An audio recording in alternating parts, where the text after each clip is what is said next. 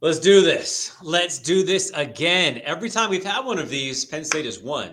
Just saying. It's our special college football playoff preview. This time, the semifinal edition. We have Penn State Nittany Lions taking on Notre Dame Fighting Irish. Can you get better blue bloods here? Maybe on the other side. I don't know. You got Texas and Ohio State over there. We want to talk about all of it, but in particular, what's going to happen in this big matchup. Are legends going to be made? Certainly we'll remember this one forever, being the first time it's gone this far. And Penn State looking to do something it hasn't done in a very, very long time.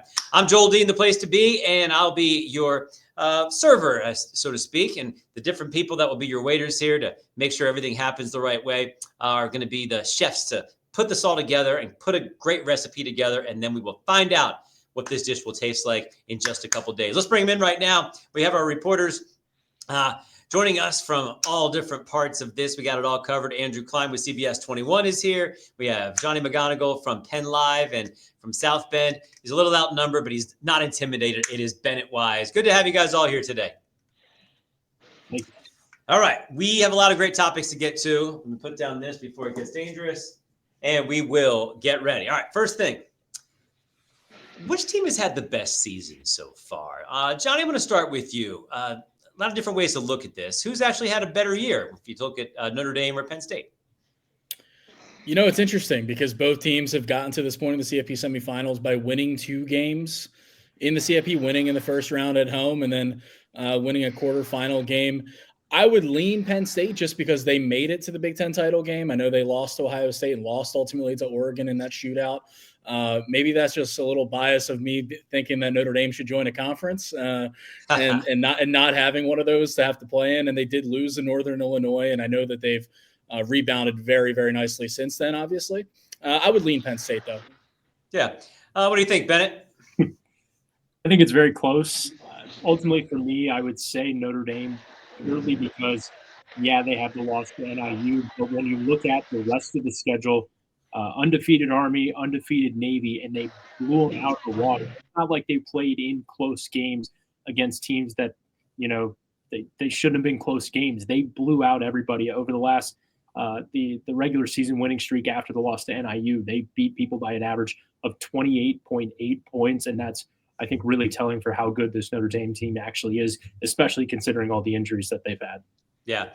I tweeted out after they beat Indiana, and everyone was on Indiana. Oh, they shouldn't have been in this, shouldn't have been in this. I said, but what if Notre Dame's actually good? And then they go again and look pretty dominant for most of that game against Georgia. Let's go to Andrew here. Who's had the better season, ND or PSU?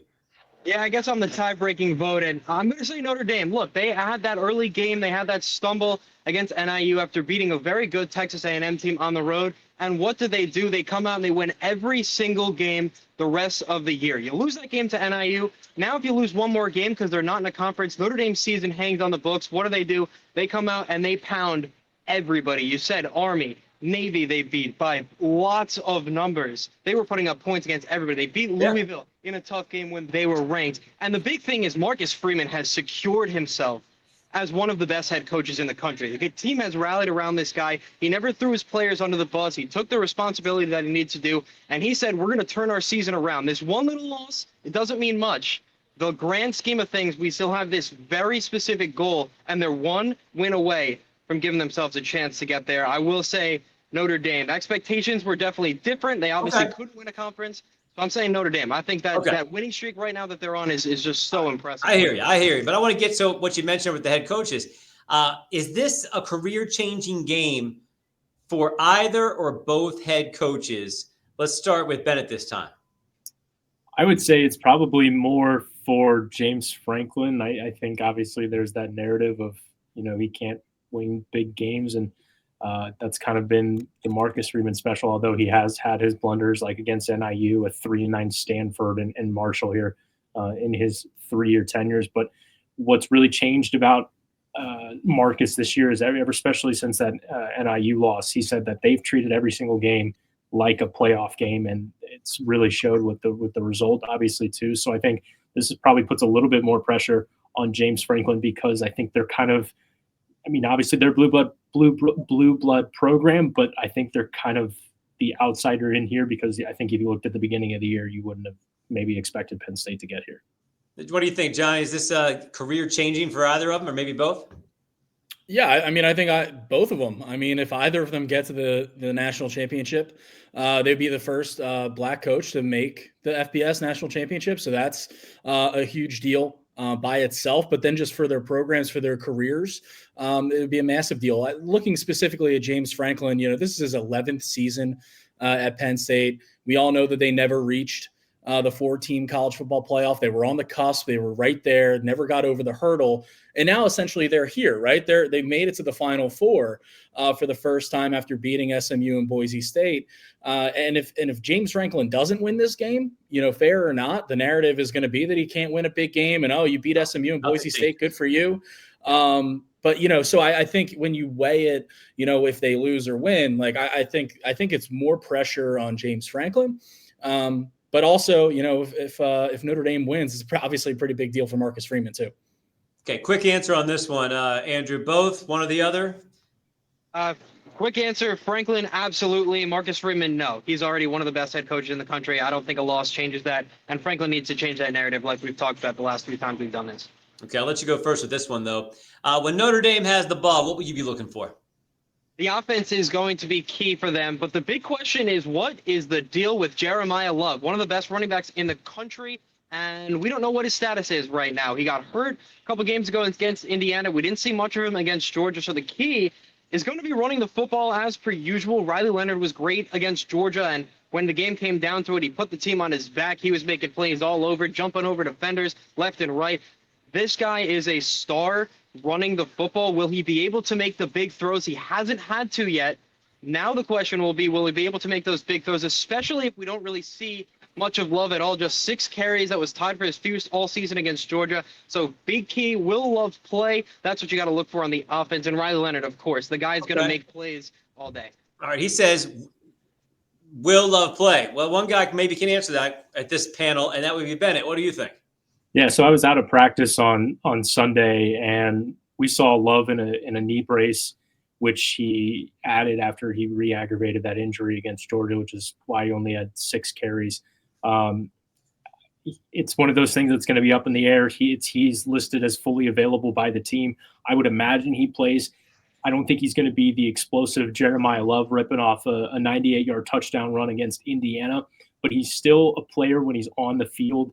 He can make an impact at any point because he is such a good between the tackles runner. And then you have Jadarian Price, who's more of the bounce to the outside, break off a 20, 30, 40-yard run. And then, of course, when you factor in Riley Leonard in the run game, they're a 3-headed monster. And if Price has a big game, and then maybe if they win and make a national championship, you could have 3 1,000-yard rushers between Leonard, Price, and Love.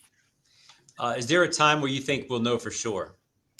Probably not up until game time. They keep it lock and key, but I would imagine that he will be dressed come Thursday. What do you think, Johnny? When we can flip it and say when Penn State's on defense, but what's the kind of matchup you're looking for in that scenario? Yeah, I'm emphasizing Riley Leonard here and his arm, because if Penn State's able to bottle him up at least a little bit and not let him run, for a 32-yard scamper like Georgia did, which was a key play in that game. If Penn State's able to bottle him up, relatively speaking, and make him, a little more one-dimensional and beat him with his arm, I don't know if he can do it. And it's really because we haven't seen him have to do it so far this season. And I don't necessarily trust the weapons that Notre Dame has on the perimeter at wide receiver either. So that's what I'm looking forward to seeing in this game. A Penn State run defense that did so well against Ashton Genty, Boise State, a run defense that ranks among the best in the country. Can they bottle up Riley Leonard from really hurting him on the ground? We'll stay with you to start with the Penn State offense then.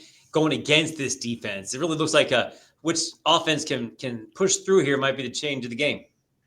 Absolutely. What I'm looking at is Tyler Warren, right? He's been the focal point of Penn State's passing offense all season long.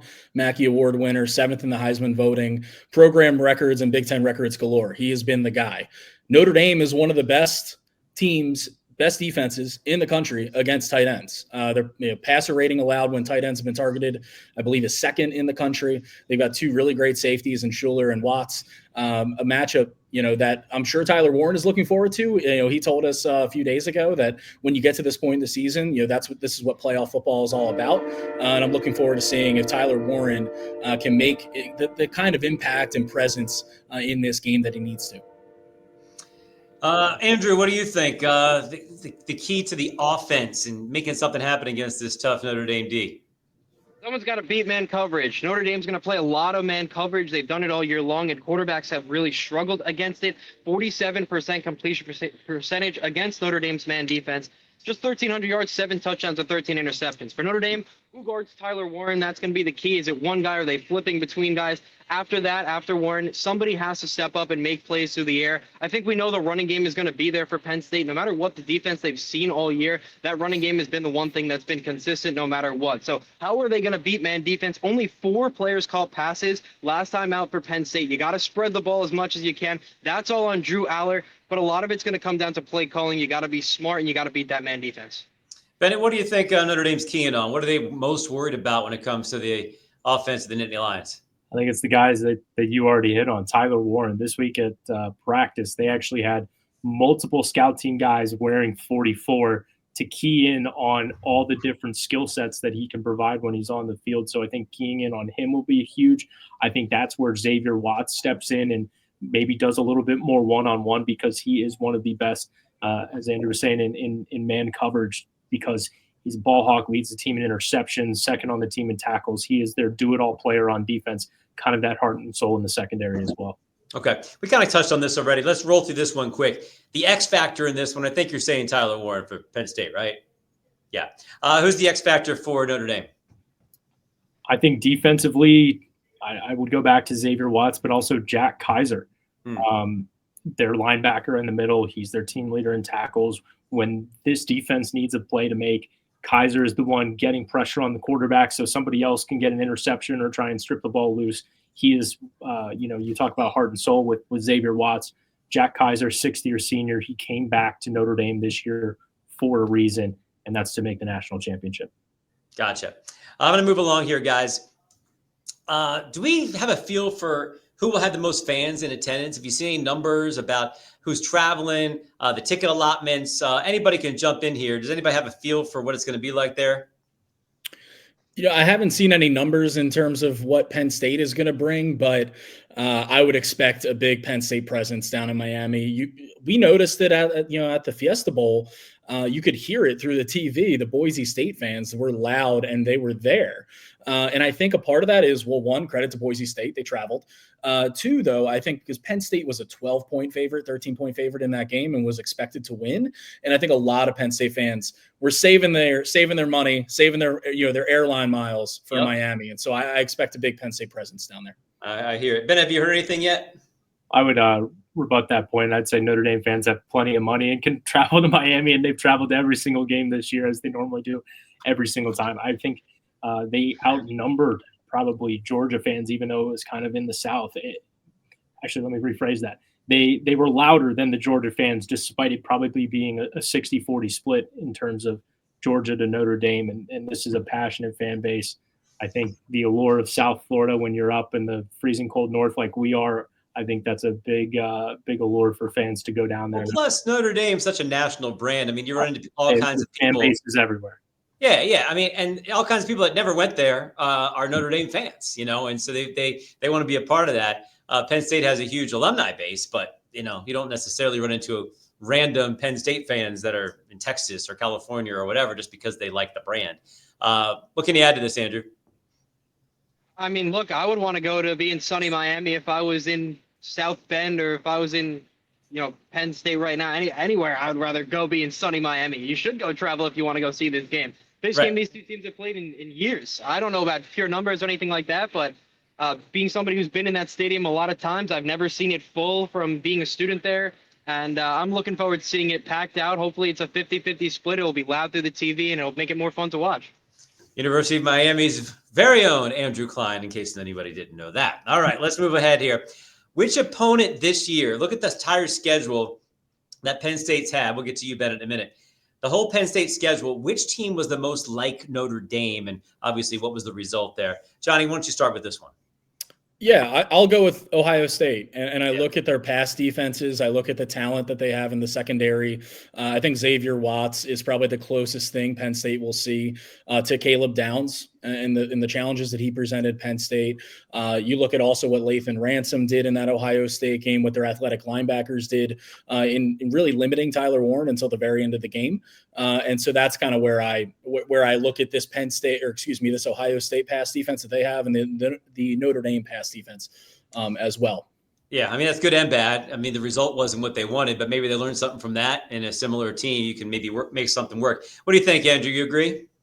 Yeah, I mean, I wrote down to myself, I don't really think anybody really compares to Notre Dame, but I would pick Ohio State if I had to go on. They're, best roster in the country. Notre Dame is a very, very talented roster as well. I think Notre Dame is going to be really well coached. Marcus Freeman, as I mentioned, one of the best coaches in the country. So, I don't think there's a distinctively comparable opponent, but I do think you can use Ohio State as sort of a key. Ohio State is super talented, and Notre Dame is too. Really, really are. No matter what you say, I know they don't have maybe the numbers that are purely there, especially in that wide receiver department, but there are a lot of guys who can make plays for Notre Dame on the offensive side of the ball. Penn State's going to have to stop every single one of them.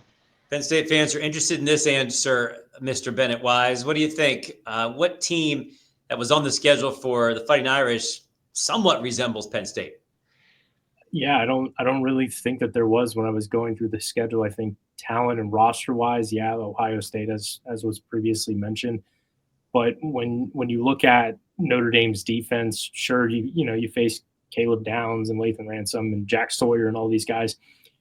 What's key for Notre Dame right now is they're missing an All-American defensive lineman in Riley Mills, an All-American cornerback in Benjamin Morrison, two other defensive linemen Jordan Botello and Boubacar Traore, who really stepped up early in the year before getting out with season-ending injuries.